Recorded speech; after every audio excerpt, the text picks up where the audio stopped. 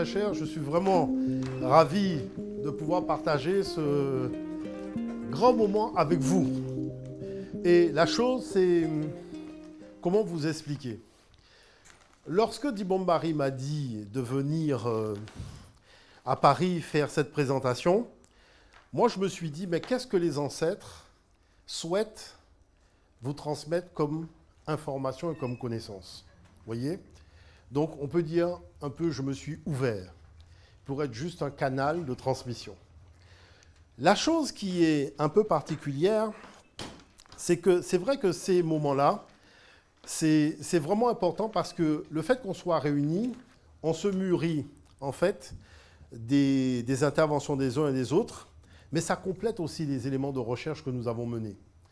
Mais il y a une chose que j'ai voulu, ou que les ancêtres ont voulu aborder, c'est que, vous savez, avant, le Sud dominait le Nord. C'est-à-dire que ça n'est jamais arrivé que les Africains aient été dominés par les énergies du Nord. Sauf que depuis le XVe siècle, il s'est passé quelque chose d'assez particulier. Alors, naturellement, cette chose n'aurait pu, à mon avis, se passer qu'à l'ère des poissons, parce que l'ère des poissons est une ère dont la vibration est très particulière. Mais puisque nous en avons pratiquement terminé avec cette ère de poissons, il faut pouvoir comprendre, en fait, quelle est cette problématique des 4 points cardinaux. Vous avez des peuples qui vivent partout à travers la planète, mais qui savent se soustraire de l'énergie dégagée par ces notions de points. Parce que ça paraît totalement étrange de dire que les points cardinaux ont une influence particulière sur la vibration d'un être humain, mais la chose, c'est que dans les textes sacrés, on en parle beaucoup. Et il y a des choses qui sont dites qu'il faut pouvoir, je pense, au moins traiter par l'expérimentation. Donc c'est pour ça que je me suis dit, le but du jeu, c'est d'essayer de voir comment toutes ces choses-là interagissent. Donc comment les ancêtres ont cerné les énergies du Nord. Vous voyez, tout ça naturellement dans le cadre de la célébration de nos humanités classiques, donc Kamit, les humanités classiques africaines. Chose particulière, effectivement, il y a notre institut en Guadeloupe, c'est que je voulais, parce que Klapopo a raison, la chose c'est que Alain Ancelin a été pour nous un grand inspirateur, parce que ça a été le Diopien, vous voyez, de la Martinique, le grand Diopien de la Martinique. Et la chose c'est que tous les médias ont célébré Alain Ancelin, et c'est vrai que nous étions en Guyane quand nous avons appris son décès, et on devait aller après en Martinique. Mais c'est quelqu'un qu'on a eu l'occasion de côtoyer. C'est vrai qu'Alain était particulièrement... c'est quelqu'un de très simple et de très humble, qui n'a jamais voulu ni se mettre en avant, ni... Voilà. Mais c'est un bosseur, qui a beaucoup travaillé, qui a beaucoup bossé. Et le livre qu'il avait fait, hein, Le refus de l'esclavitude, c'est un livre très intéressant. D'ailleurs, Claire a puisé certains éléments là-dedans. Et c'est vrai que la chose, c'est qu'il s'est attaqué à beaucoup de points névralgiques, donc qui étaient des points à problème dans nos régions, et surtout dans l'académie. Donc c'est pour dire, je dirais, la technicité des débats qu'il a eus et ce qu'il a souhaité faire avec cette académie qu'il n'a pas toujours suivie, voire des fois qu'il a freiné. Mais la chose, c'est qu'il a su, je dirais, se donner les moyens, notamment au niveau des cahiers caribéens d'égyptologie. Il a su se donner les moyens finalement pour faire les choses quand même, avec l'aide des ancêtres, même si il y a eu la décision de mettre un terme à ces interventions, de mettre un terme à ces productions, mais il a rebondi en étant capable, par une certaine autonomie, donc académique et une autonomie financière, de continuer à produire la connaissance. Et pour cela, je dirais qu'Alain Ancelin, vraiment, c'est un grand. Vous voyez, et il restera à jamais un grand, parce que c'est quelqu'un qui nous a tous inspirés, qui a fait un travail extraordinaire sur les Médounétières. Chose particulière, c'est que je voulais simplement commencer par la problématique de la confusion. Vous voyez, dans le monde noir, il y a ce qu'on appelle le désordre et la confusion. On le voit souvent, on en parle souvent. Et c'est comme si la situation, elle est inexplicable. On n'arrive pas très bien à trouver quelle est la solution, comment agencer les choses, comment mettre les choses. Pourtant, les choses, voyez-vous, la situation, elle est sérieuse, parce qu'on la voit, cette situation dans les médias. Mais ce n'est pas pour autant que nous devons oublier quel est le fruit quand même d'éléments particuliers de l'histoire, c'est-à-dire cette fameuse conférence de Berlin, où on n'a pas simplement divisé l'Afrique, on a divisé les Africains. Et c'est la première chose qui a été divisée ce sont les Africains. C'est-à-dire que là, l'Occident dit la grande stratégie que nous allons mener, c'est la stratégie de la division. Maintenant, la chose, c'est de savoir quelle stratégie que nous allons faire, nous. Parce que la seule stratégie de valable, c'est l'unité. Vous voyez? Surtout quand les autres ont affirmé leur volonté de diviser. C'est-à-dire que diviser pour faire main basse, mais main basse sur quoi? Sur l'art africain, sur les territoires, sur la culture, sur la spiritualité, sur l'économie, sur le monde professionnel, sur l'alimentation, les systèmes d'alimentation, sur la santé, sur l'éducation. C'est-à-dire c'est une prise, vous voyez, totale, ce qu'on appelle une domination totale. Elle devient tellement totale que des fois on ne la voit plus, tellement elle est totale. Parce que vous vous rendez compte que peu importe la filière que vous faites aujourd'hui, c'est un blanc qui vous donne le diplôme. C'est extraordinaire. Comment est-on arrivé à un tel niveau de domination? Donc il faut en tenir compte pour pouvoir en sortir. Chose particulière, c'est que, vous voyez, quand on voit la carte des répartitions des richesses, il y a une chose qu'on ne dit pas, c'est qu'en réalité, c'est une répartition racialisée. Vous voyez, parce qu'on vous dit, avec seulement 17% des habitants, le Nord produit 67% de la richesse mondiale, mais avec 87% des habitants, le Sud produit 33%. Et quand on regarde ça, on voit bien qu'en fait, c'est une économie fondamentalement racialisée. Vous voyez? Donc, à partir de ce moment-là, on voit que les publicités vont révéler le climat idéologique. Et ce n'est même pas étonnant de voir certaines choses, vous voyez, qui reflètent justement ce climat idéologique, qui est un climat de pression, qui montre que l'Occident n'a toujours pas abandonné son projet. Un projet de division, un projet de prédation, un projet de domination. Et chose particulière, c'est que l'école devient un problème. Pourquoi l'école devient un problème? Parce qu'à cause du paradigme, la jeunesse africaine devient hermétique à sa propre pensée. Parce qu'elle cherche, dans le paradigme occidental, des équivalents de sa pensée pour comprendre la pensée africaine. Or, le problème, c'est qu'il n'y a pas d'équivalent. Donc, on tourne en rond dans le cerveau, alors que le but du jeu, c'est de faire table rase du paradigme occidental et de montrer vraiment une technostructure pour comprendre les fondements de la pensée africaine. Et c'est ça la problématique de fond, c'est-à-dire que la chose devient d'autant plus compliquée qu'on forme des Noirs à grande échelle qui sont blancs à l'intérieur et qui deviennent hermétiques à leur propre pensée. Et donc, la chose devient un petit peu plus compliquée. Et c'est pour ça que quand Claude dit qu'il faut retourner au pays, il faut aller dans le bois sacré, il faut voir véritablement est-ce que ce qui est dit là est conforme à ce qui se passe là-bas. Parce que c'est là où vous allez voir qu'en fait tout ça n'est qu'une grande manipulation. Maintenant, chose particulière, voyez-vous, c'est qu'il ne faut pas perdre le Sud. Parce que le problème de toute cette domination, c'est de nous faire perdre le Sud. Et il ne faut pas perdre le Sud. Donc il faut prendre le temps de la méditation, se calmer et comprendre une chose qui est très simple. Moi, je regarde au pays, quand il y a un problème, le vieux ne va pas dire que, tiens, il y a des bêtes qui sont rentrées et qui ont mangé ses cabris, ou qu'il y a des bêtes qui sont rentrées et qui ont mangé ses poules. Il dit, j'ai un problème avec ma barrière et ma barrière, elle est cassée. Et qu'est-ce qu'il fait? Il organise les choses pour réparer la barrière. Parce qu'il sait que quand il sera parvenu à réparer la barrière, eh ben, les bêtes qui sont dans l'enclos ne pourront plus sortir et les bêtes qui sont à l'extérieur ne pourront plus rentrer. C'est un peu ça aussi le poulailler, c'est-à-dire que le poulailler est percé, les poules sortent, les animaux rentrent pour manger des poules, mais dès qu'on a réparé le poulailler, le problème est terminé. Le problème, c'est qu'on n'a pas un problème de racisme, en fait, en fond. On a un problème, c'est que notre barrière, elle est cassée. Et comme la barrière est cassée, tous les prédateurs humains passent par là pour nous attaquer ou pour nous insulter ou pour nous traiter de tous les maux. Mais le problème, c'est que nous, on n'a pas besoin d'être aimés. On doit forcer le respect. Est-ce que vous voyez l'affaire? Je pense que la bataille de l'amour, il faut laisser ça tomber. On ne veut être aimé de personne. D'accord? Non, il faut se le dire clairement. Nous, on n'est pas là pour être aimé, on ne veut même être aimé de personne. Mais la chose, c'est qu'il faut le respect. Mais le problème du respect, c'est que si nous, on ne se respecte pas nous-mêmes, on ne pourra jamais se faire respecter par les autres. Vous voyez, il faut d'abord, le respect commence par nous-mêmes, vis-à-vis de nos cultures, de nos traditions, de nos spiritualités, de tout ce qui nous concerne. Il faut qu'on en parle avec respect.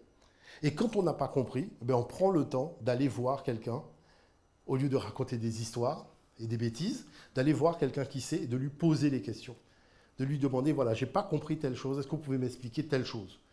Parce que ce qu'il y a de particulier, c'est que ceux qui médisent nos ancêtres dans leurs documentaires ou dans leurs livres, en réalité connaissent très bien la valeur de nos ancêtres. Et comme ils savent qu'eux détiennent des clés qui peuvent nous faire sortir du monde de prédation dans lequel nous sommes, donc ils nous en écartent au maximum. Mais c'est nous à comprendre, finalement, à quel jeu chacun joue. Et c'est pour ça que, voyez-vous, la première chose, c'est comment les ancêtres ont affirmé la préscience du Sud. Déjà, vous voyez, par une chose très simple, l'orientation. C'est-à-dire que ce sont des gens qui tournaient le dos au nord et qui regardaient vers le sud. C'est-à-dire nos ancêtres s'orientaient vers le sud. Et ça, c'est quelque chose de très important à comprendre. Vous voyez, c'est-à-dire que pour eux, le centre névralgique, leur berceau, vous voyez, là où ils puisent les énergies, c'est dans cette direction-là, dans le sud. Et que le nord représente une opposition par rapport au sud. Et donc, ça a été tellement fort que les cartographes, par exemple, arabes, vous voyez, par exemple, ici, une carte de 1150, ont pris finalement cela des ancêtres et ont représenté un monde en donnant la préséance au sud. Vous voyez, c'est le cas de ce cartographe arabe qui a fait une deuxième carte ici, vous voyez, qui est à l'Idrissi en 1154. Et on voit que vous avez le Nil ici, c'est-à-dire l'Afrique est ici et l'Europe est là. Vous voyez, donc c'est ce qu'ils appellent la carte inversée, mais en fait c'est la carte dans le bon sens. Puisque avant les cartes étaient comme ça. Vous voyez, vous avez Framoro, vous avez toute l'Afrique qui est ici, et vous avez l'Espagne, ici on reconnaît l'Italie. Vous voyez, donc c'est-à-dire que le sud a la préséance par rapport au nord. Et chose particulière, même des Français, vous avez ici Pierre Dessolier, vous voyez, en 1550, qui représente cette carte-là en donnant la préséance sur le sud. Et même il y en a un autre d'ailleurs ici, vous voyez, donc Nicolas Delia, on est en 1566, qui fait la carte toujours en donnant la préséance au sud. Mais il ne faut quand même pas oublier une chose, c'est que le Ptolémée, lui, vous voyez, en 125, avait déjà donné la préséance au nord. Parce que son projet politique, c'était le nord. Hein, le projet idéologique était orienté vers le nord. Et il ne faut pas oublier que les idéologies aussi, telles que l'idéologie chrétienne, qui a pris son berceau surtout dans le monde romain, avaient divisé le monde entier, donc en 3 parties, avec l'Europe face à l'Afrique et l'Asie. Donc ils avaient donné à l'Asie la préséance en disant que ça représente l'Orient, mais ça représente le lieu d'où est venue leur connaissance religieuse et spirituelle. Donc voilà comment les choses se sont organisées. Mais la chose, c'est qu'il y a eu cette fameuse migration sud-nord qui a impulsé la civilisation. C'est-à-dire cette migration sud-nord, on la voit justement dans l'orientation de Kemet, c'est-à-dire de Tanetcher, qui est pratiquement la région des Grands Lacs et même au-delà, avec Tasseti qui représente la terre du Soudan, vous voyez, la terre de Nubie, et Tamérie qui représente l'Égypte. C'est tout cet ensemble-là qui va véritablement conceptualiser l'idée de ce grand État unifié, puisque ce n'est qu'à la 12e dynastie qu'on va voir ces Austrices mettre une frontière qui n'existait pas avant. Mais chose particulière dans tout cela, c'est que la réalité archéologique donne raison. Pourquoi? Parce qu'on a trouvé à Kostoul, regardez, Kostoul, c'est en dessous donc d'Assouan. Vous voyez, c'est extraordinaire de voir comment c'est en plein Soudan qu'on a trouvé un artefact, vous voyez. Donc ça, c'est des fouilles de l'UNESCO, où on voit déjà, vous voyez, comme dit Bruce Williams ici, c'est un fait étonnant, c'est-à-dire avant l'apparition de la royauté pharaonique sur le territoire même de l'Égypte, on a déjà un artefact qui est un encensoir, donc l'encensoir de Kostoul, où on voit déjà un souverain avec tous les archétypes de la royauté pharaonique. Donc quand les ancêtres disent qu'ils ont effectué une migration du sud vers le nord, on a des éléments archéologiques qui montrent vraiment, vous voyez, ici on parle de moins 3500, on a des éléments probants qui montrent bien que cette migration a eu lieu et qu'à un moment, il y a eu quoi? À un moment, il y a eu ça, mes très chers. La formation de l'État égyptien, comme dit Bernadette Menu, n'est pas l'effet d'un hasard, mais l'effet de la volonté. Voilà. L'effet de la volonté des Africains. Vous voyez l'affaire? L'effet de la volonté. C'est ça qui est important. Vous voyez? C'est-à-dire que là, on a décidé de conquérir. Donc ça, c'est important. Et qu'est-ce qui va se passer? Donc vous voyez, de ce sud-nord, de Kostoul, les souverains vont remonter dans la région de Nagada, et c'est de Neken que Narmer va partir pour fonder Mennefer, donc Memphis, où il y aura sa capitale. Donc vous voyez qu'ils disent, bon, dynastie 0, on ne va pas revenir là-dessus, puisque effectivement c'est une supercherie, mais ce qui est important, c'est que c'est une décision africaine avec des savoirs africains et une stratégie africaine qui va être mise en œuvre et qui va faire que le Sud va décider de conquérir le Nord. Voyez-vous? Et qui a fait ça? Mais on le sait. Ce sont des ancêtres glorieux qu'on appelle les Yunnus et qui ont laissé dans les noms des grandes villes, des grandes cités, voyez, leur nom. C'est-à-dire que quand on voit le pilier You, le Vaznou, on retrouve dans le nom de Yunnu, qui est le nom autochtone d'Héliopolis, effectivement, cette graphie, Yunet Dendera et même Esna, voyez, on voit bien que le pilier You est un marqueur du peuple qui a initié cette civilisation en venant du Sud. Donc là, on a quelque chose d'extraordinaire, parce qu'on voit bien qu'ils disent quelque chose de cette décision qu'ils ont prise à un moment. Chose particulière, c'est que quand ils sont à l'article de la mort, là, ils redescendent vers le Sud. C'est impressionnant. C'est-à-dire que quand il faut enterrer le souverain et les personnages importants, on quitte Memphis, on redescend à Abydos, c'est-à-dire on redescend dans la grande région de Nagada. Et toutes les tombes, regardez, on a le nom de toutes les tombes ici, ce sont les tombes des souverains qui se sont fait enterrer, voyez-vous, dans le Sud. Donc on voit bien qu'il y a quelque chose. C'est-à-dire que ce Sud a toujours la préséance sur le Nord parce que quand on a fini son cycle de vie, on revient dans le Sud comme pour se ressourcer et passer, je dirais, dans l'autre monde. La chose, c'est comment les ancêtres sont parvenus à neutraliser les forces hostiles du Nord quand ils ont décidé de la conquête. Alors, on parle d'un souverain particulier qui est Narmer, donc fondateur au Ténégri, de la presse même occidentale, qui a légué beaucoup de documents, dont la palette, donc cette tête de calcaire, et aussi, chose particulière, voyez-vous, ce grand Narmer qui est parti donc, de Neken pour aller vers Mennefer en 3200 de l'ère ancienne africaine. Il a légué un élément, un artefact qui est la tête de massue. Donc sa tête de massue donc, dit un certain nombre de choses. Et c'est là que ça devient intéressant de regarder ce qu'on peut trouver sur la tête de massue. Sur la tête de massue, on a le souverain qui porte la couronne rouge. Ça veut dire qu'il a déjà finalisé la conquête au nord. Donc c'est quelque chose de réglé. Il est dans son naos et chose particulière, voyez-vous, c'est que son nom est déjà mentionné dans le Sérec. Vous voyez, le Sérec, donc on a le nom de Narmer, donc le poisson nar, et le burin-mer. Bon, chose particulière, voyez-vous, c'est que on a ici un égrégore protecteur qui est beaucoup plus ancien, mais dont le culte a été refondé à Nekab, qui est devenu El-Kab par la suite. On a ici donc ce qu'on appelle un génie tutélaire, donc qui est, je dirais, Eru, Netcheru des protecteurs, donc en tant que Semshuhor, qui est, je dirais, très important parce que ses fondements sont dans les Néades d'Héliopolis. Donc c'est vraiment une force protectrice particulière qui s'est associée à la défense des valeurs de la royauté. Et chose particulière, ici, on a, parce qu'on est à l'ère du taureau, donc on a ce rappel, vous voyez, à travers la vache sacrée Bat et son taureau sacré, donc la présence du taureau qui n'est absolument pas anodine. Parce qu'il faut bien comprendre que ces choses-là se passant à l'ère du taureau, il y a des forces cosmiques et telluriques qu'il faut pouvoir associer dans le cadre de la conquête.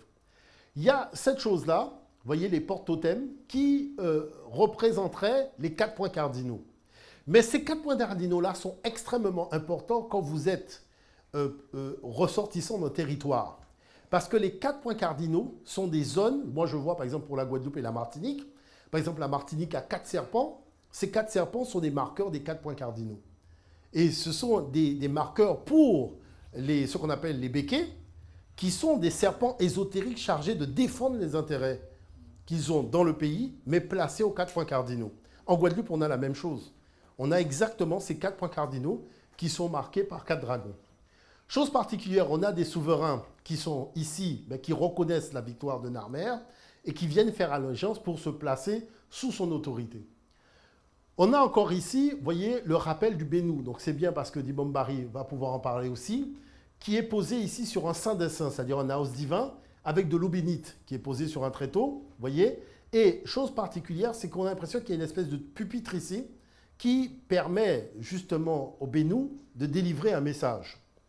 voyez, il faut savoir que le Bénou était particulièrement adoré au temple d'Ionou, donc à Héliopolis, et dans le livre de la résurrection, donc le texte des pyramides, il est dit « Je suis l'oiseau Bénou, âme, cœur de Ré, le guide des Netchérou vers la droite ». Donc ça veut dire qu'ici, il y a quelque chose d'extraordinaire, c'est-à-dire qu'il y a une équation ésotérique qui fonctionne, qui est déjà normalisée avec des rituels, vous voyez. On a, chose particulière, vous voyez, puisqu'on a la Douaour, qui est la barbe de grand initié, on a ici donc un égrégore donc, qui est un génie tutélaire, donc un Etchérou puissant, issu même de la gestation de l'Énéade d'Héliopolis, qui se charge de la protection ésotérique du roi. On a ici la déesse Vautour, donc un Ekbet, qui est un égrégore puissant, qui se charge aussi de la défense du roi, et le rappel donc de la puissance solaire de l'ère du taureau. Chose particulière, c'est que si on revient à l'encensoir de Kostoul, on va voir que, on a effectivement le rappel de la force cosmique à travers l'ancêtre de la déesse Nekbet. On a donc ici Nekbet posée sur un étendard, elle incarne la force cosmique. On a ici Hérou, d'accord, posé sur le Sérec, qui est donc, et là on est à Kostoul.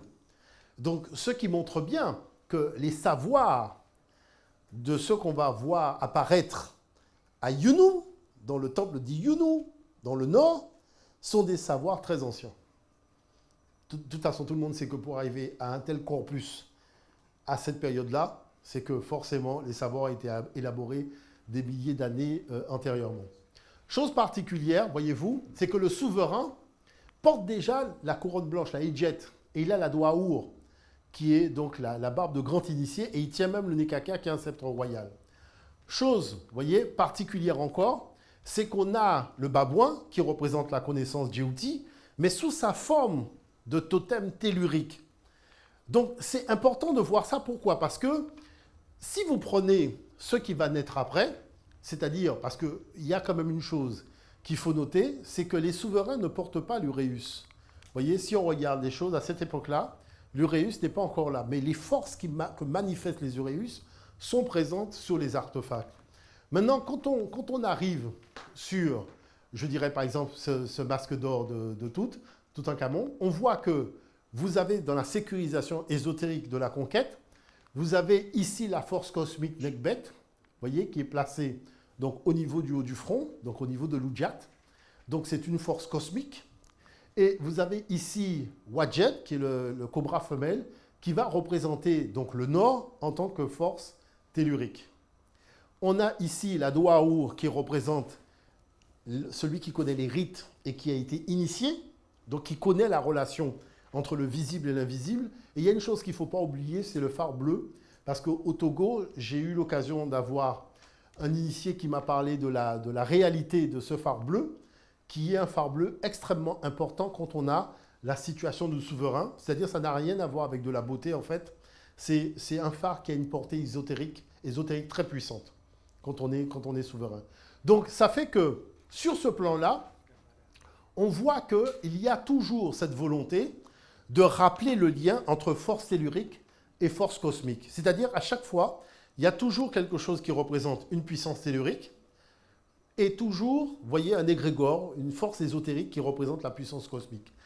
La chose, c'est qu'on le voit partout. Vous voyez, quand on prend la force cosmique Nekbet, qui est ici sur la fleur de lys, et que vous prenez la force tellurique Wadjet, qui est ici sur la fleur de papyrus, on le voit ici sur les murs. Et vous voyez qu'elle porte justement les couronnes, et vous avez le souverain au milieu. Mais on le voit aussi dans le couronnement. Dans le couronnement, vous avez les deux déesses qui sont toujours présentes et qui donnent au souverain le fluide, mais directement dans son oudjat. Et chose particulière, voyez-vous, c'est que vous avez la couronne blanche Edjet, qu'on a vue depuis l'encensoir de Kostoul, qui est la couronne blanche qui manifeste le pouvoir du roi sur la Shemaou, donc c'est-à-dire le sud. Et vous avez la Déchrette qui manifeste la même chose, le pouvoir du roi sur le nord, c'est-à-dire sur Méou. Et au milieu, vous avez le roi qui porte la double couronne, c'est-à-dire le Sekepti. Qu'est-ce qu'il faut comprendre dans ces choses-là? C'est-à-dire que on a une couronne qui est une puissance ésotérique, qui va représenter les énergies d'un territoire, et on a une couronne qui représente les énergies, les mêmes énergies, mais du territoire au nord. Et quand on associe ces deux énergies et que c'est mis sur le chakra couronne, il faut oublier qu'il y a le chakra couronne du roi, on va donner à ce chakra couronne un taux vibratoire extrêmement élevé qui va lui permettre, en modifiant, comme disait Clapopo, son intensité vibratoire, de pouvoir voir au-delà de la vue. Vous voyez l'affaire?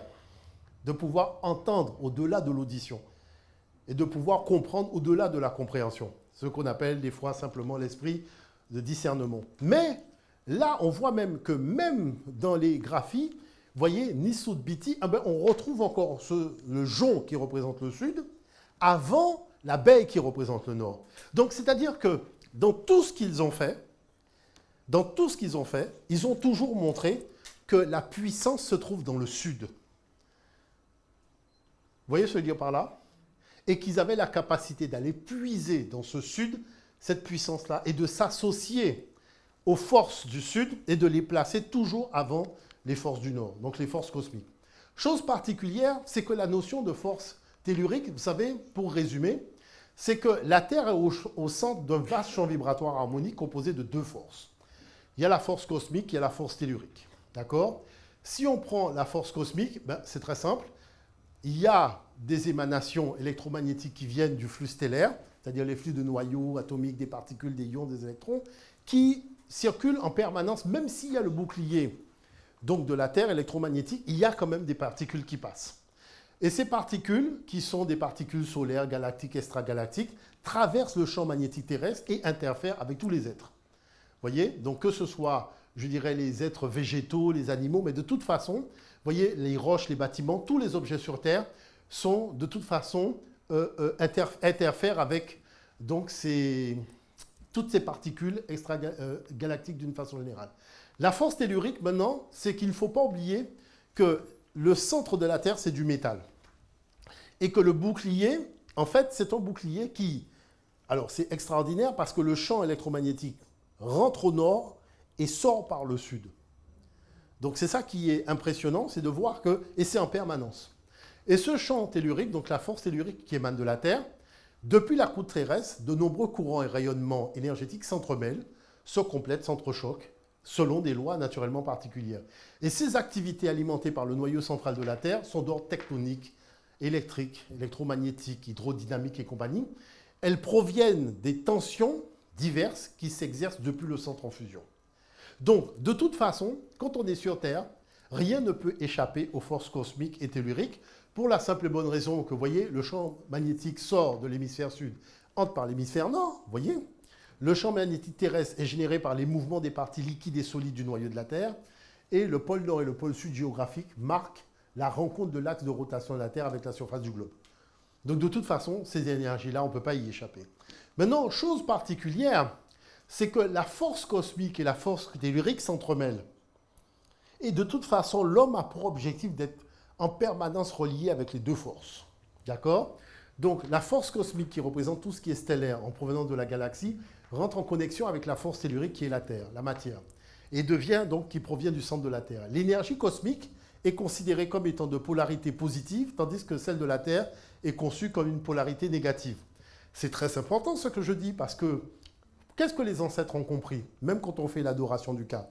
C'est-à-dire que les cellules ont besoin d'être régénérées en énergie. Et les particules que, par exemple, qu'émet le Soleil, ces rayons de Soleil sont en fait des particules, des grains de lumière qu'on appelle des photons, qui sont en réalité des grains d'énergie. Et ces photons, qui sont des grains d'énergie positive, rentrent en interaction avec l'énergie électromagnétique terrestre qui est négative, et c'est ça qui fait que les cellules sont alimentées en énergie. Parce qu'il faut savoir une chose qui est quand même évidente, c'est que l'homme est une machine qui a besoin d'énergie, qui a besoin d'intensité électromagnétique pour fonctionner. Mais si le téléphone portable, on branche dans la prise de courant, il faut bien que l'homme soit branché quelque part. Parce qu'à un moment, je dirais, toutes ces batteries seraient fatiguées. Mais la chose, c'est que des choses qui étaient très évidentes, même pour ma grand-mère, quand on fait des études, ce sont des choses qui nous passent complètement au-dessus de la tête. Et c'est lorsqu'on commence à voir qu'on a des problèmes de santé qu'on réapprend à marcher pieds nus, c'est-à-dire à se reconnecter avec vous voyez, les choses de la nature, avec la terre, de manière à recevoir à nouveau donc son énergie pour réalimenter nos cellules qui commencent à s'affaiblir. Donc, mais le rapport, il ne faut pas l'oublier, c'est un rapport de 70-30. C'est ce qui est extraordinaire. Donc on constate encore que les deux forces se rencontrent et se mettent en équilibre. Elles favorisent la création d'un champ énergétique puissant propice aux êtres vivants. Vous savez que ce que je vous dis là, c'est extrêmement important. Et je vais vous expliquer justement pourquoi. Parce qu'il y a ce qui s'est passé, c'est-à-dire la conquête à l'ère du taureau. On connaît la rotation du zodiaque, c'est 365 jours, 12 mois, et le soleil qui fait à peu près un mois dans chaque constellation. Quand on rentre, donc ici on a justement le nom des signes du zodiaque dans la tradition des anciens, donc écrit en médou. Mais chose particulière, comme disait Clapopo tout à l'heure à propos de la précision des équinoxes, vous voyez ici on dit que c'est Hipparque de Nicée qui en 150 donc, aurait découvert, donc en 150 de l'ère ancienne, africaine aurait découvert cette notion-là. Bon, c'est totalement faux puisque Diodore de Sicile en parlait à propos d'Énopique de Chios, vous voyez, et qui disait qu'il tenait cette connaissance-là des Égyptiens. Et ça, c'est 450 ans, vous voyez, 300 ans avant Hipparque. Donc, vous voyez, les Européens eux-mêmes s'entremêlent les pinceaux quand ils veulent s'octroyer un peu vite des connaissances, alors que les choses, c'est qu'il y a des Grecs quand même qui ont donné suffisamment d'éléments dessus. Donc, je ne vais pas revenir là-dessus parce que Clapopo a montré avec la nutation et la précession. Ce qu'il faut retenir, c'est que si on considère que la Terre est une toupie, en tirer une droite, ça prend à peu près 26 000 ans pour faire le grand tour. Et la chose, c'est que dans ces 26 000 ans, eh ben, il y a 12 constellations dans lesquelles le Soleil va rester environ 2150 ans. Bon. Chose particulière, c'est qu'au moment où tout ça se passe, c'est-à-dire avec Narmer et les précédents Semchouhor, nous sommes à l'ère du taureau. Et chose particulière, vous voyez, l'ère du taureau, quand vous tirez la droite solaire, vous tombez sur Scorpion. Donc le taureau est masculin et le Scorpion est féminin. Et qu'est-ce qui se passe? Vous voyez que sur la massue du souverain qu'on a appelé Scorpion, vous avez effectivement, regardez le Scorpion, et vous avez le rappel ici de la queue de taureau. Et tout ça, nous sommes en plein air du taureau. Vous voyez? Donc, il y a une cohérence parfaite. Il fait un rituel agraire. Maintenant, il fait le rituel agraire. Regardez, à cette époque-là, le soleil est dans la constellation du taureau. Donc, le souverain, qui est le fils du ciel, est représenté sous la forme du taureau. Mais la divinité suprême elle-même est représentée sous la forme du taureau. Donc, quand on dit, par exemple, quand les Noirs sont témoins de Jéhovah, on dit que vous avez fait l'adoration du taureau. Il faut arrêter de raconter des bêtises. Nous sommes un peuple très ancien. Nous avons connu, vous savez, à cette époque-là, il n'y a pas de Juifs, il n'y a pas d'Arabes, il n'y a pas de Chinois. Nous sommes en train de manifester des choses que nous avons connues, mais nous sommes les seuls à avoir connu ça. Il ne faut pas que deux imbéciles arrivent et nous racontent des sornettes. Parce que le problème, c'est qu'on a un problème d'ignorance. Vous voyez? Parce que ces choses-là, ça n'a rien à voir avec le vaudor, avec des histoires comme ça. C'est-à-dire que vous avez un phénomène d'apparition de la civilisation qui se fait à un instant T avec un niveau de connaissance qui dépasse l'entendement. Pour moi, la précession des équinoxes reste la plus grande découverte des ancêtres. Parce que si vous savez comment c'est quelque chose de complexe, moi qui passe tant de nuits dehors à observer ce phénomène-là, je trouve que quand même, il y a quelque chose de très grand dans la faculté qu'ils ont eue, non seulement de se connecter par la vibration au système stellaire, mais en plus d'en dégager les lois. Mais ce n'est pas tout. D'en faire des équations mathématiques. Qui recèlent quoi? L'équation mathématique a pour vocation de maintenir un secret. C'est quoi le secret? La vibration. Vous voyez l'affaire? Parce que chaque planète émettant une vibration, c'est de là que viennent, par exemple, les jours de la semaine, c'est de là que viennent les notes de musique do, ré, mi, fa, sol, la, si, do. Donc la chose, c'est que regardez, le Scorpion représente l'eau, et quand vous tirez la droite, eh ben, vous avez le taureau qui représente la terre. Cohérent, le souverain fait un rite agraire avec la houmère. Vous voyez, donc effectivement, on a une association énergétique où là, le féminin, donc, c'est-à-dire la divinité féminine, incarne l'énergie du Scorpion avec l'eau, et la divinité masculine incarne l'énergie donc de la terre. Chose particulière, sur la palette du roi Narmer, on voit exactement les mêmes choses, c'est-à-dire que Narmer est représenté sous la forme du taureau, puisque nous sommes à l'ère du taureau. Donc c'est totalement normal, c'est totalement logique. Maintenant, qu'est-ce qu'on voit sur la palette de Narmer? On voit la Hedjet, donc qui est la couronne blanche, vous voyez qu'il n'a pas d'Uréus. Mais la chose, c'est que les forces telluriques cosmiques sont représentées. voyez, même ici, sur la couronne rouge, la décherette, il n'y a pas d'uréus. Donc, la chose, c'est important de le noter. Mais ce n'est pas pour autant que ces forces-là n'existent pas, parce que Hathor va représenter la force tellurique sous la forme de quoi? Ben, de la vache, on est à l'ère du taureau. Donc, je dirais, c'est évident d'avoir une vache qui va être perçue comme étant nourricière. Donc, on est à Bat, qui est l'ancêtre d'Hathor, qui va fusionner avec Hathor après, déesse céleste de la fertilité, et le culte, notamment, se trouvait à Séchès. Et elle est la protectrice du souverain. Parce que le souverain entame une migration, mais il faut s'assurer que tout le bonheur du peuple pourra être sécurisé. C'est-à-dire, il ne s'agit pas d'emmener les gens comme Moïse qui va dans le désert et les gens lui demandent qu'est-ce que tu bois, qu'est-ce que tu manges? On mange quoi, on boit quoi?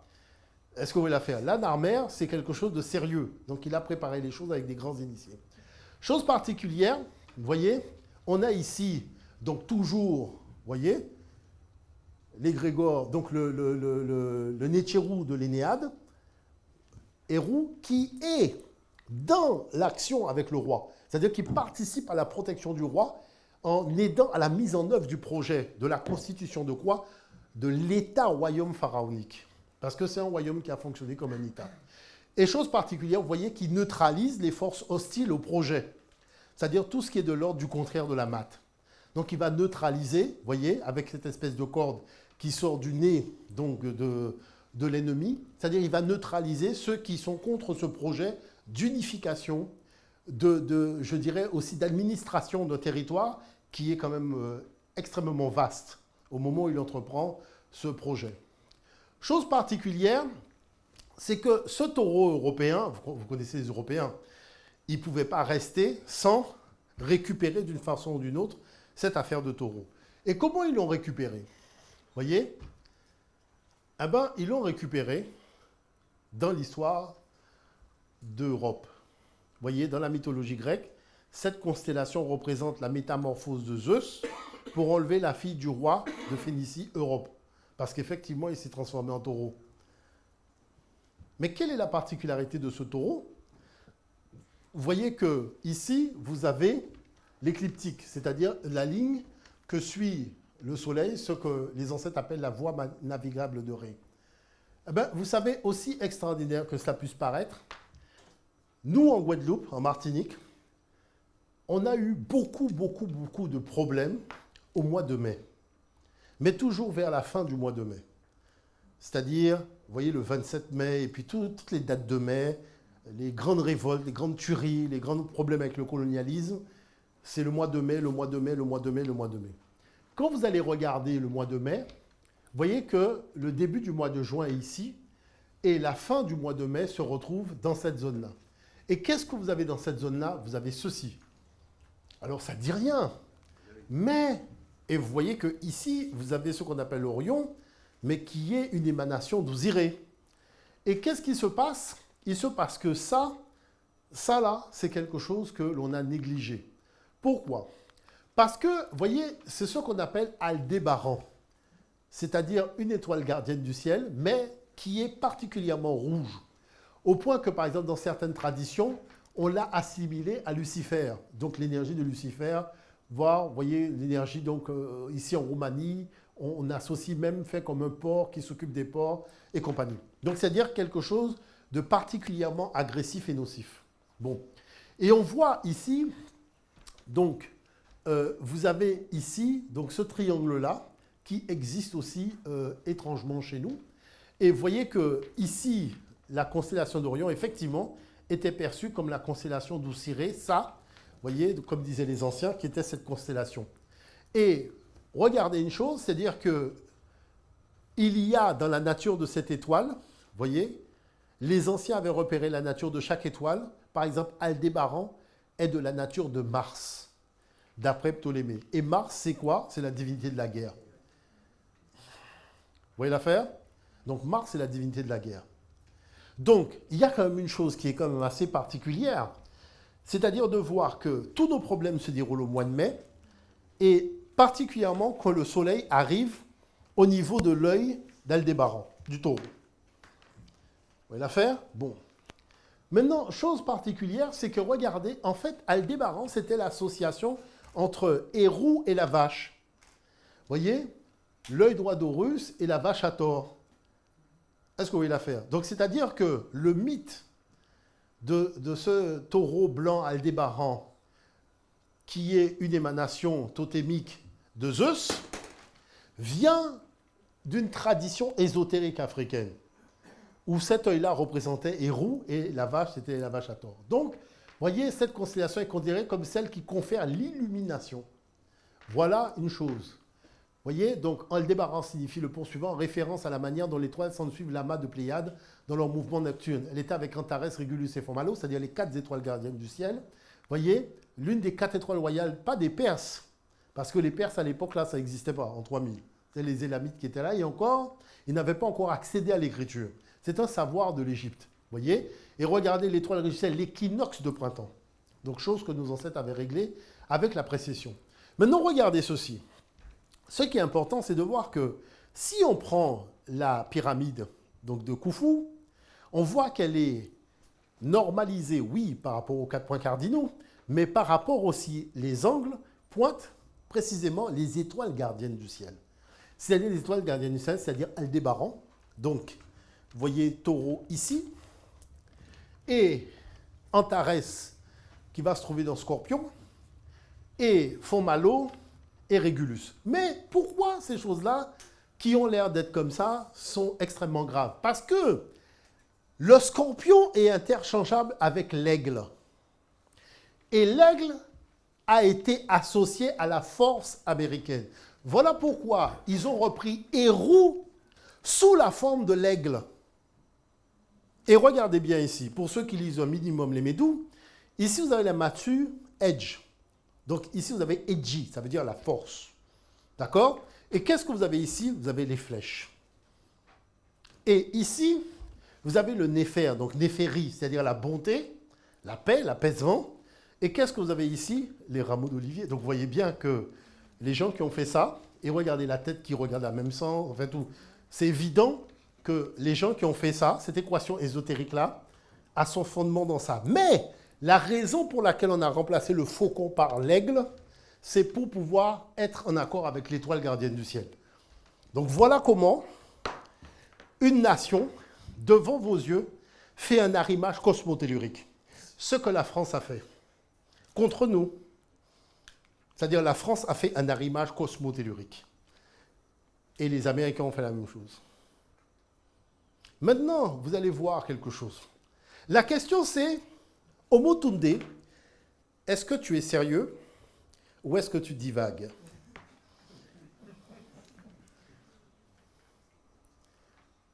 Aldébaran, premier essai atomique français dans le Pacifique. D'accord? C'est aussi simple que ça. Est-ce que vous comprenez l'affaire? Ça veut dire que là, même si vous voulez dire qu'il n'y a pas de lien, les faits vous montrent que de toute façon, il y a un lien.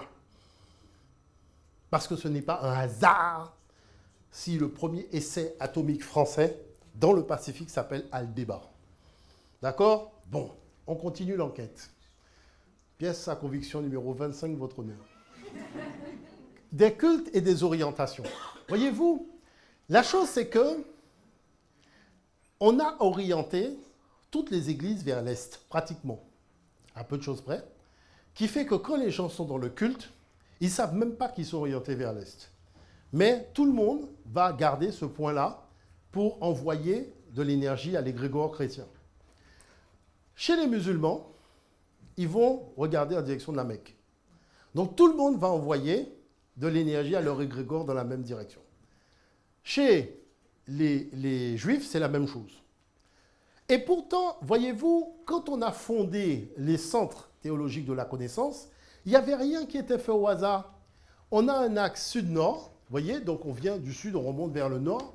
On a un axe est-ouest, c'est-à-dire que les gens sont enterrés, les souverains de la vallée des rois, ils sont enterrés donc du côté ouest, mais la vie se déroule du côté est. Donc, ce qui montre bien qu'on n'a jamais été des négligents par rapport aux 4 points cardinaux. Parce qu'on aurait pu faire ça, on dit, bon, ben, comme il y a de la place là, on va faire ça par là. Mais non, regardez. C'est-à-dire qu'on arrive à une génération de descendants de ces gens-là qui n'ont pas compris que les points cardinaux sont des clés qu'il faut arrimer aux points cardinaux cosmiques. parce qu'il y a un alliage cosmotellurique et qui te permet de bénéficier d'une énergie qui fait que tu es indominable. Et pour te dominer, il faut te couper de ces énergies-là. Il n'y a pas d'autre solution. Vous voyez? Donc la chose qui se passe, c'est que les anciens qui regardaient vers le sud ont commencé aussi à prendre le soleil comme fondement. Pourquoi? Parce que déjà, aucun homme ne pourra toucher le soleil, ni poser les pieds. Donc ça demeurera éternellement le symbole le plus pur de toutes les traditions. Et quand il dit qu'il faut adorer Ré, vous voyez, le matin à l'horizon oriental du ciel, le vieux là, quand il fait ce texte-là dans les textes des pyramides, Doua, Ré, Krefet, Ben Fenaket, Yabet, il sait de quoi il parle. Il sait de quoi il parle. Parce que nous-mêmes, je dirais, on a vu que, pour vous dire les choses, vous savez, il y a des choses qui sont un peu particulières, mais il faut quand même pouvoir s'échanger des connaissances. Lorsque Cla dit tout est vibration, vous ne pouvez pas imaginer à quel point tout est vibration. Un événement qui doit vous arriver ne peut vous arriver que si vous êtes à une fréquence égale ou en dessous de cet événement. Si vous êtes à une fréquence au-dessus de cet événement ne peut pas vous arriver. Vous voyez l'affaire?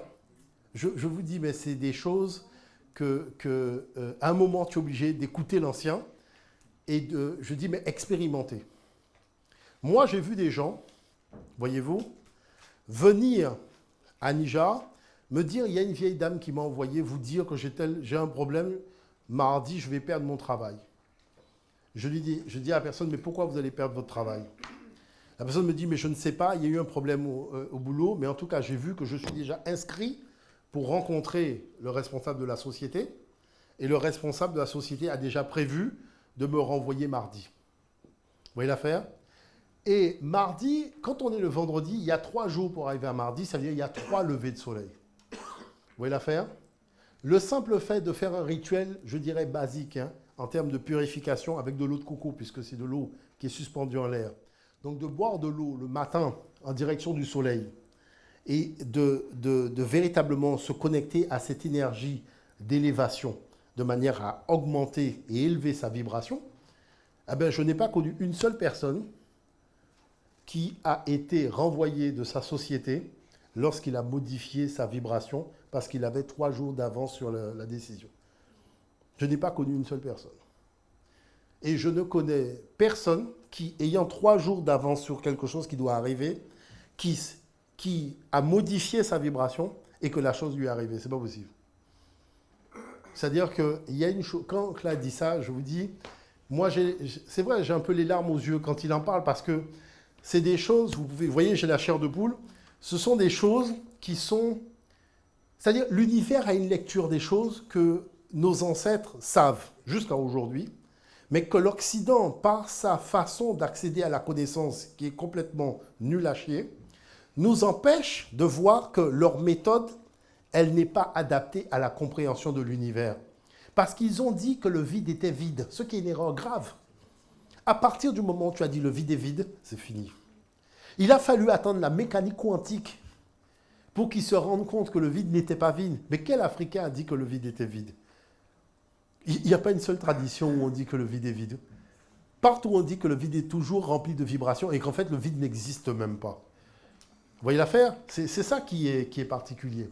Donc la chose c'est que quand on prend le papyrus Salt 825, qui est, je dirais, le seul élément de géographie connu, entre guillemets, du monde public, puisque à mon avis il doit y avoir d'autres documents, vous voyez, donc on a ici Yabet qui est l'Est, et l'Ouest donc qui est Ménet, et on a ici dans la maison de vie, ou Siré qui est couché dans l'orientation Est-Ouest. Mais regardez, mais c'est ça que je vous ai montré tout à l'heure, c'est-à-dire les gens vivent sur la rive Est et sont enterrés sur la rive Ouest. Et on voit que la maison de vie tient compte de cette orientation géographique. Chose particulière, c'est que vous avez Récy, le sud, et Méhet, le nord, et on voit que Oussiré, il donne le dos au sud, mais il regarde le nord. C'est-à-dire que quelque part, il y a quelque chose qu'il faut maîtriser. Il ne faut pas quitter des yeux cette chose-là quand elle commence à vibrer de ce côté-là, puisque c'est un côté à problème. Et on a, pour résumer, Djezeri, donc le dieu divin, et Imaniré, le dieu qui agit dans le secret. Ce sont des choses ici qui nous emmènent véritablement à voir que l'orientation était sacrée et que les ancêtres ne faisaient pas les choses n'importe comment. Il y avait un sens caché des choses, vous voyez? Et c'est pour ça que, oui, il y a le texte sur le côté Itka Ré, donc ton père Ra qui est pour toi insondable tous les jours. Chose particulière, c'est que lorsqu'on reprend ça, je vous dis, ça c'est notre défaite. Il faut qu'on arrête. Voyez-vous, il faut qu'on arrête. Parce que nous laissons des gens faire des statues et placer les statues dans nos centres-villes. Le problème, c'est qu'on ne va jamais avec une boussole pour voir comment est placée la statue. Voyez-vous, chez nous, toutes les statues sont orientées vers le nord. Or, le problème, c'est que dans la forêt, quand tu es perdu et que tu cherches à te diriger, tu fais le tour d'un gros arbre. Là où il y a le plus de crasse, c'est le nord, parce que le soleil n'y va pas. Comme le soleil n'y va pas, il n'y a que de l'humidité. Donc l'humidité va développer beaucoup de crasse, beaucoup de mousse, beaucoup de choses de la face nord. Vous voyez, parce que la lumière n'y va pas. Donc, les anciens ont toujours assimilé le nord à l'absence de lumière. Vous voyez, à la stérilité, à la virtualité matérielle, associée à cet ennemi d'Ouziré. Donc, c'est pour ça qu'on se prépare toujours à aller dans la direction du nord. On n'y va pas comme ça. Vous avez vu, Narmer s'est préparé ésotériquement à affronter les énergies du nord pour pouvoir les vaincre. Donc, qu'est-ce qu'il fait? Il prépare une vibration suffisamment puissante qui va neutraliser et absorber les énergies du nord. Et on le voit par la couronne d'Eshret. Maintenant, le sud, c'est la direction des origines. Sagesse, connaissance et émergence des flots nourriciers associés à Hérou. Puisqu'on a une force qui va codifier maintenant la société. L'Est, c'est le lever du soleil, la victoire de Ré sur les forces des ténèbres, c'est la polarité positive. Et l'Ouest, vous voyez, coucher du soleil, lieu de la descente, lieu des morts, lieu du retour aux sources, mais aussi lieu de la régénération. Donc, qui fait que, vous voyez, si on tient compte des solstices et des équinoxes, on ne peut pas placer un objet n'importe comment. Si vous avez une statue d'un personnage important, c'est important qu'il regarde vers l'Est. Vous voyez l'affaire? Parce que l'Est, c'est le lever du soleil, la victoire de Ré sur les forces ennemies. Aucun blanc ne va jamais placer une statue représentant un noir dans la direction de l'Est. Le gars n'est pas con. La plupart de ces gens-là, en plus, c'est des francs-maçons, des rosicruciens. C'est eux qui organisent des choses comme ça contre nous. Même quand ils ont fait la statue de Nelson Mandela en Afrique du Sud, c'est une embuscade. Chez nous, c'est une embuscade. La statue de Martin Luther King, c'est une embuscade. Gandhi, toutes les statues sont des embuscades. Parce que nous ne maîtrisons pas ces connaissances-là, nous ne prenons pas ça suffisamment au sérieux. Toutes les églises, tous les mosquées, tous les trucs sont conçus sur cette base-là. Tout est conçu sur cette base-là. Même nos grands initiés, avant, quand ils s'organisaient pour faire les rituels, tout est conçu dans ce sens-là.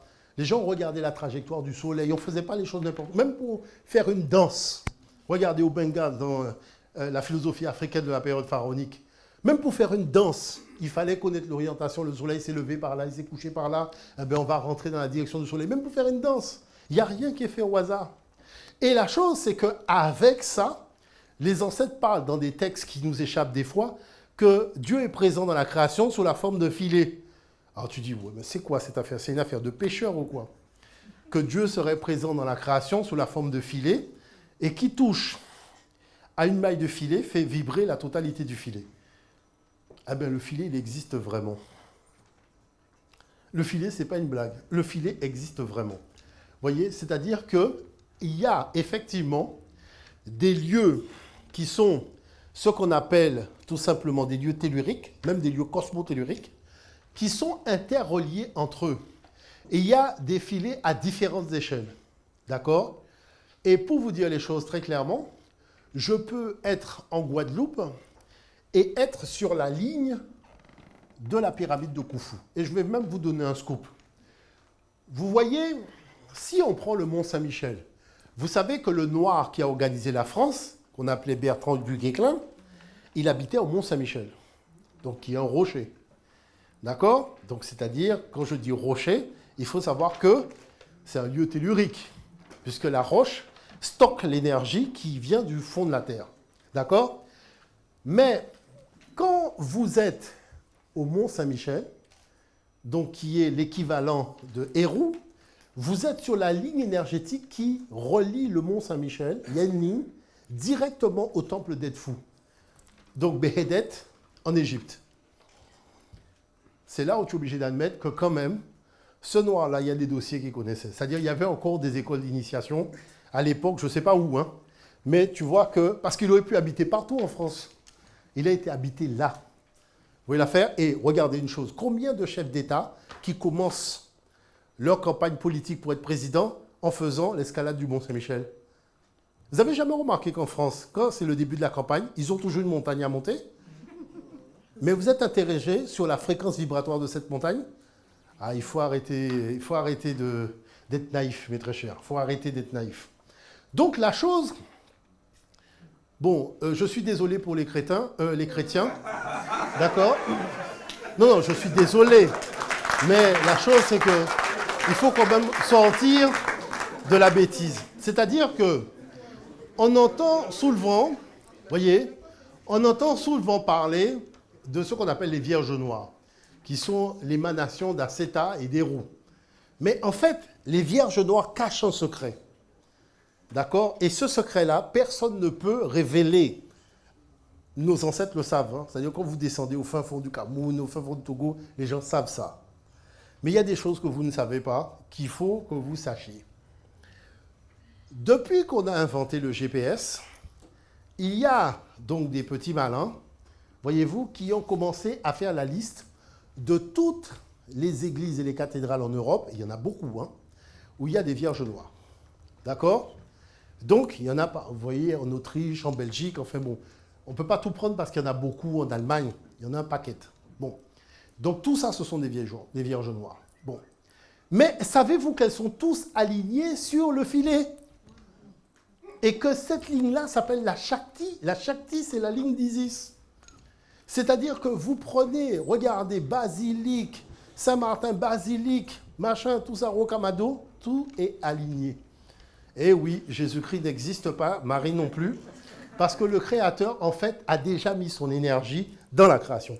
C'est-à-dire que nos ancêtres, quand ils habitaient l'Europe, ils ont placé des objets tels que les dolmens, vous voyez, toutes ces choses-là qu'on montre aux gens en faisant croire que c'est Astérix et Obélix, les menhirs, vous voyez, sur des lieux telluriques qui sont les nœuds. Et qu'est-ce que les Européens ont fait?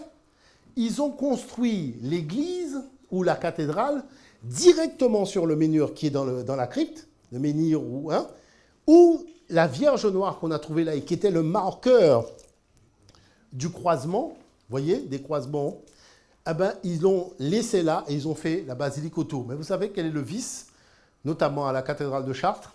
C'est que la Vierge Blanche, elle est là et juste en dessous, vous avez la Vierge Noire en dessous qui alimente la Blanche en énergie. Hein.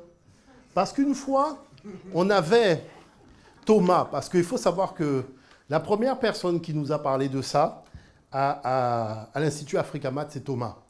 Thomas qui est rentré en Guadeloupe, avec lequel je suis parti dans les bois. Parce que j'ai dit, Thomas, ton affaire là, tu m'as tellement fatigué le cerveau à Africamat, que quand je suis rentré en Guadeloupe, j'ai commencé à rentrer dans cette affaire-là. Et viens, on va aller rentrer, on va aller regarder ça. Et c'est vrai que Thomas a passé sa vie à suivre le réseau tellurique. Il a été dans toutes les églises. C'est impressionnant, il a été partout, il les a tous faits.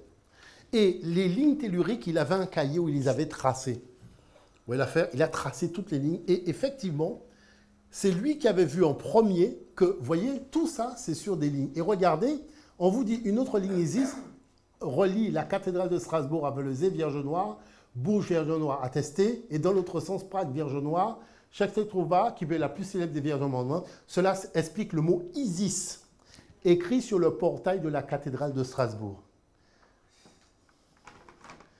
Parce que vous voyez bien que là, on montre qu'on est dans une autre tradition, qui n'a rien à voir avec le monde chrétien. On est dans autre chose. Et vous reconnaissez ici la Vierge Noire du Pape. Est-ce que vous voyez l'affaire? Donc c'est pour ça qu'ils ne peuvent pas enlever la Vierge Noire. Mais regardez une autre chose que je vais vous montrer. Ça. Vous savez combien de choses comme ça qu'il y a chez nous?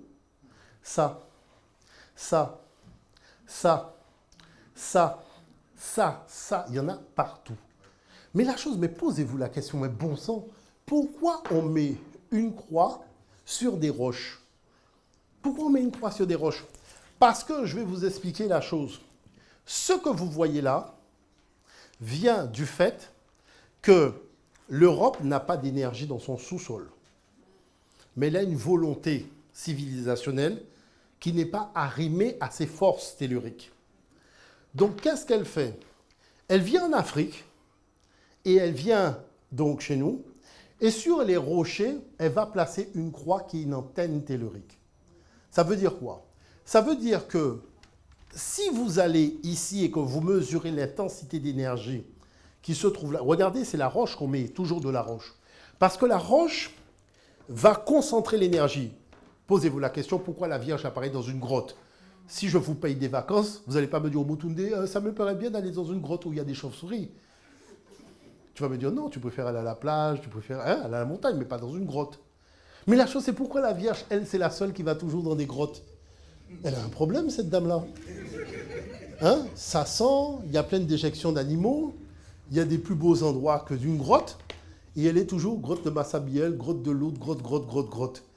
Mais faites fonctionner votre cerveau. Une femme noire va apparaître dans une grotte?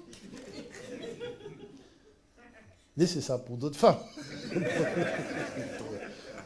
C'est qu'en réalité, comme il y a de l'énergie dans le rocher, et qu'il y a la manipulation occidentale derrière, on fait venir les gens pour alimenter le rocher en énergie. Et on va placer un objet qui est une antenne, qui va renvoyer l'énergie à quel endroit ici, à Paris? Voilà. Eh bien, c'est-à-dire que tous ces objets, je peux vous dire que chez nous en Guadeloupe, on a des croix qui font 9 tonnes. Attends, 9 tonnes. Attends, ils n'ont pas d'argent pour les gilets jaunes, mais ils construisent des croix de 9 tonnes sur des zones telluriques chez nous, sur des rochers. Et regardez ce qui s'est passé au Cameroun. Quand les jeunes ont été enlevés la croix, c'était tout un problème. Mais pourquoi? Parce que vous avez mesuré l'intensité du rocher, de l'ogre, mais si vous mesurez l'intensité du rocher, vous allez être impressionné de voir à quel niveau d'énergie se situe ce rocher. Parce qu'il n'y a pas de croix là où le rocher n'a pas d'énergie, mes chers amis. Parce que la relation entre le nord et le sud, c'est du vol énergétique à tous les niveaux. C'est-à-dire que les gars ont un projet de civilisation, mais ils n'ont pas l'énergie pour faire tourner ce projet. Donc voilà très clairement la stratégie, comment elle a été conçue. Ils ont une voiture, ils n'ont pas d'essence. Ils viennent prendre l'essence et ils remplissent la jauge. Le moment où tu prends conscience, tu dis, moi aussi je veux, il te dit, mais encore problème, je te donne une voiture aussi. Mais sauf que toi, tu dois avoir de l'essence diesel, il te donne du sans-plomb. Donc tu as une voiture qui est belle, mais la voiture ne va pas avancer parce qu'elle n'a pas le fluide énergétique approprié à ce moteur-là. Mais l'adversaire le sait. Mais lui, il avance. Et là, toi, tu es là, bon, mais quand j'aurai mon diplôme à la Sorbonne, eh ben, peut-être que je vais pouvoir faire démarrer le moteur. Tu as ton diplôme à la Sorbonne. Après, tu dis, bon, ben, peut-être quand je ferai le CEA à l'énergie atomique, j'aurai enfin le diplôme pour faire démarrer le moteur. Parce que vous n'avez pas encore compris que c'est comme ça qu'on neutralise un adversaire. Aussi. Donc, la chose, c'est que prenons ici les points que vous avez ici, c'est là où il y a des croix. C'est là où il y a des croix. D'accord? Regardez l'affaire. Vous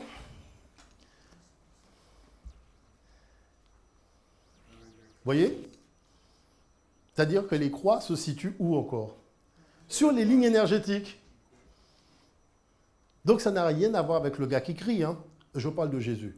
Ça, c'est quelque chose d'autre. Vous voyez l'affaire? C'est quelque chose d'autre. Donc il faut arriver à comprendre ça. Oui, c'est un gars qui crie. Mais il crie puisque le monde Kamite est arrivé. Hein? Mais oui, mais le gars crie puisque le monde Kamite est arrivé, il ne peut que crier. Donc, de la nature de l'un des pièges, mes très chers, il faut savoir lire dans des choses. Moi, je vous soumets une équation. Il y a ce qu'on appelle la notion de clé cosmique. D'accord? Et parmi les clés cosmiques, il y a Aceta qui a la clé de la porte d'argent et Oussiré a la clé de la porte dorée. D'accord? Bon, c'est quoi cette affaire-là? C'est un truc en fait que les ancêtres ont trouvé, l'affaire de Silver Gate, Golden Gate, c'est-à-dire la clé d'argent et la clé d'or. Alors, si on prend Acéta garante de la porte d'argent, en fait, c'est toujours le même problème. Au niveau du taureau, l'écliptique et l'équateur se croisent. Donc, vous voyez que nous, on a des problèmes sérieux chez nous. Et ce croisement, vous voyez, là, il y a une arche qui s'appelle la porte d'argent. D'accord? Donc, c'est là. Bon. Mais regardez l'affaire. De l'autre côté, il y a ce qu'on appelle la porte dorée. Et la porte dorée, voyez-vous, c'est, voilà, donc là, vous avez l'écliptique ici et l'équateur. Donc, c'est là. Et là, vous avez Scorpion. Donc, chez nous, dans le ciel, on voit Scorpion en ce moment. Et le croisement se situe ici. C'est-à-dire, le croisement se situe là. Ici, là. Ça, c'est la porte dorée. Et la porte dorée est liée à la passion d'Osiré. Donc, vous allez me dire, mais Omotunde, où tu veux en venir? Je veux en venir au fait que si Acéta est dans Taureau et Osiré ici est dans Scorpion, donc on inverse les choses lorsqu'on parle des portes, ça fait que effectivement, vous les avez qui sont côte à côte dans le ciel. Mais il y a une chose qu'il faut savoir, c'est que le Vatican a parlé de clés qui ouvrent la porte d'or et de clés qui ouvrent la porte d'argent. C'est-à-dire ceux qui vont accéder au paradis et ceux qui n'iront nulle part. Et on te dit que le gars qui crie aurait donné à un gars qui était en pierre les clés du paradis. Est-ce que tu comprends l'affaire? Et on te dit, ben, au moment où il lui a donné les clés, il lui a donné la gouvernance de l'univers. Puisqu'il donne à Pierre, donc les clés d'argent et les clés d'or.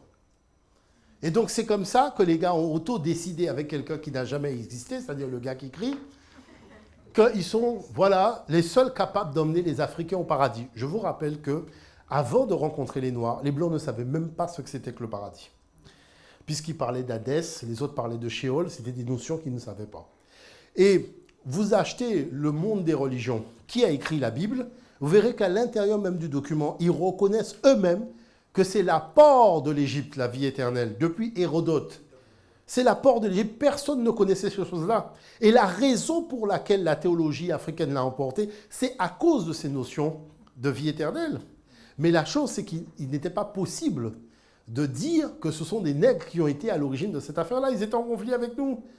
Donc, ils ont inventé des allégories, des histoires dormir debout.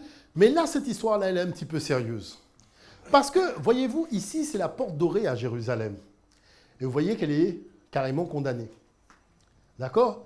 Mais l'histoire de cette porte-là, dans leur mythe, regardez, c'est important. Parce qu'on dit que Jésus, quand il est rentré à Jérusalem pour mourir, il est rentré par la porte dorée. C'est-à-dire, c'est une porte, quand tu es rentré là, tu ne ressortiras pas. C'est-à-dire, tu vas à la mort. Regardez, plusieurs portes situées à différents endroits le long de la muraille qui entoure l'actuelle esplanade des mosquées permettent d'accéder à l'intérieur de cette esplanade. La plus mystérieuse de ces portes est sans doute l'infranchissable porte dorée. Voici l'histoire du lieu qui est maintenant associé au passage du Messie lors de son avènement, puisque c'est là qu'il va être crucifié, en passant par la porte dorée. Vous n'avez toujours pas fait le lien? Bon. Le problème, c'est que la porte dorée est là. Non, mais attendez. La porte dorée est là. Bon. Donc, c'est par là qu'il est rentré. Et on a condamné cette porte-là parce qu'on considère que la porte dorée, c'est une porte à problème. C'est-à-dire que quand tu passes là, c'est que tu vas mourir. T'es cuit, c'est fini. Ton histoire s'arrête là. Tu as fait tout ça, t'es rentré là, c'est cuit. Et qu'est-ce qui s'est passé? À porte dorée, est-ce que vous avez remarqué que tu ne peux pas prendre le périphérique pour sortir à porte dorée? Vous avez remarqué ça? Quand on peut la faire, ça veut dire, non, mais là, ça veut dire, votre honneur, que là, l'enquête, à porte dorée, tu peux rentrer, mais tu ne peux pas sortir. Tu as compris l'affaire?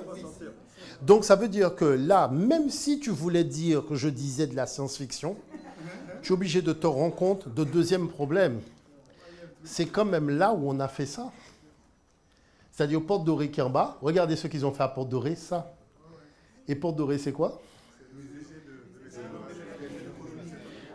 National des arts d'Afrique et d'Océanie. Donc, on a mis l'Afrique à Porte Dorée. Les gars sont puissants. Les gars sont puissants.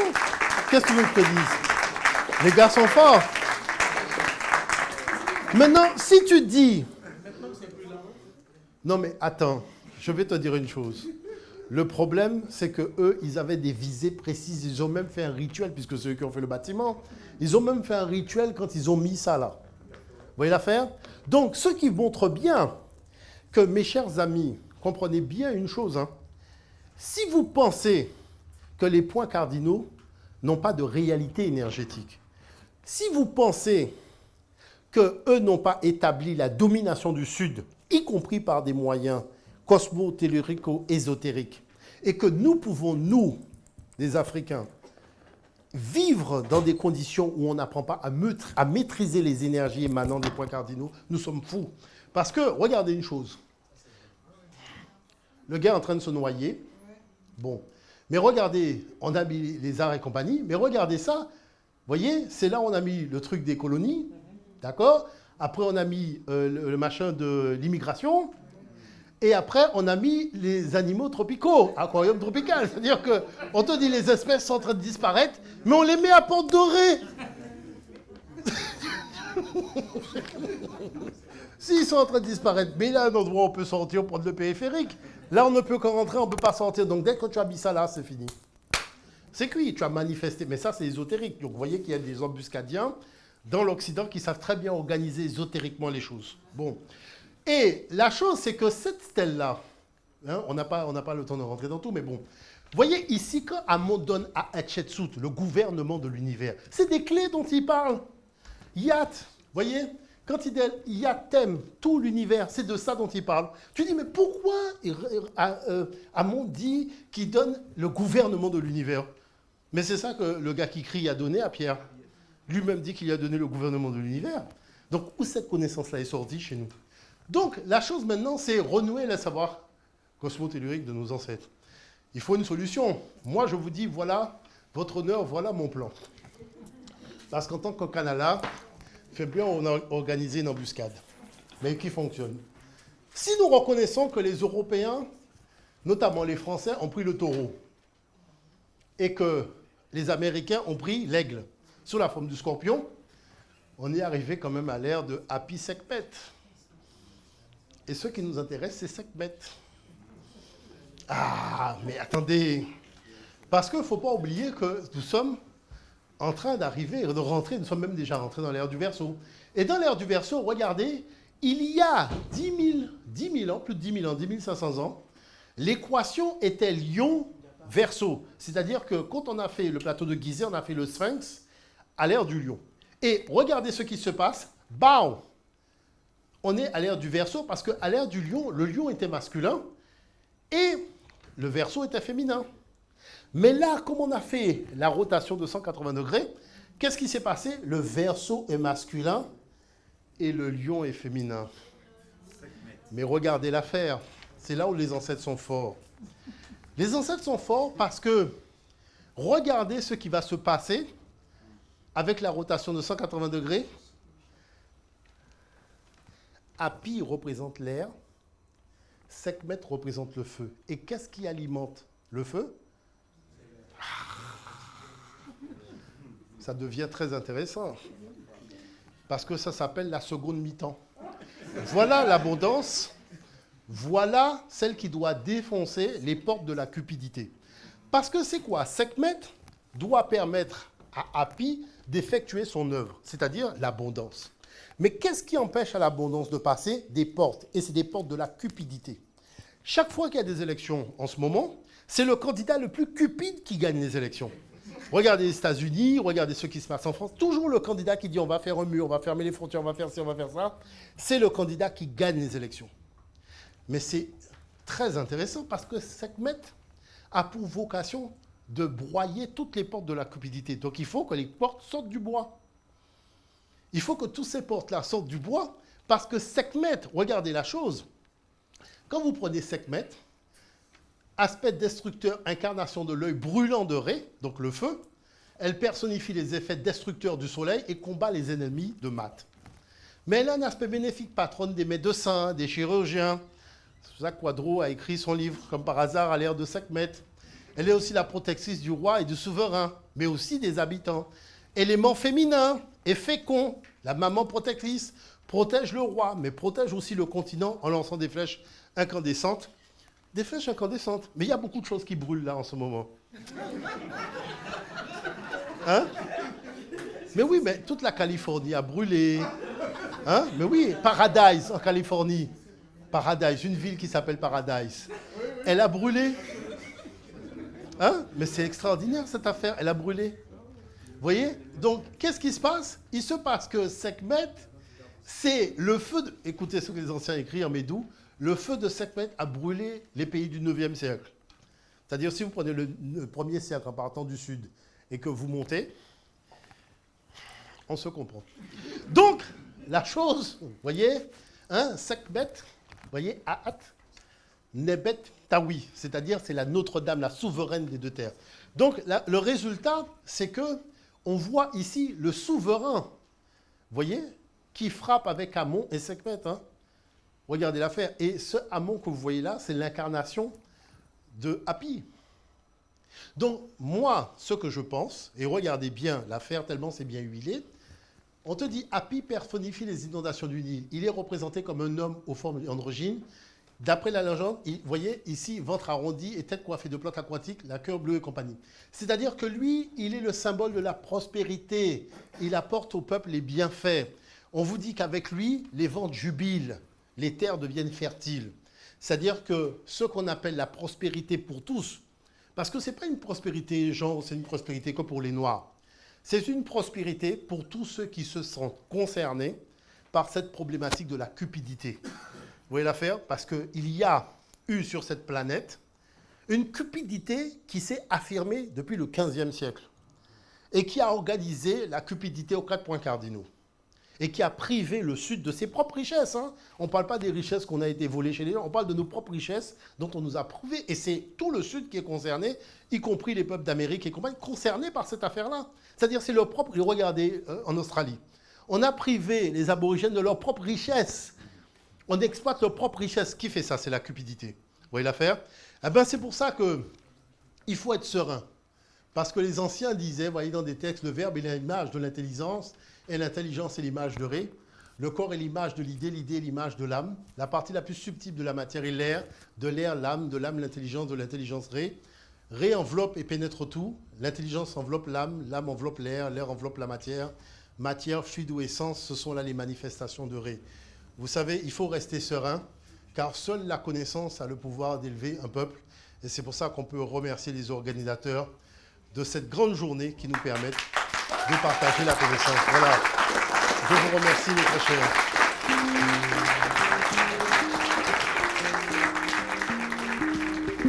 chers.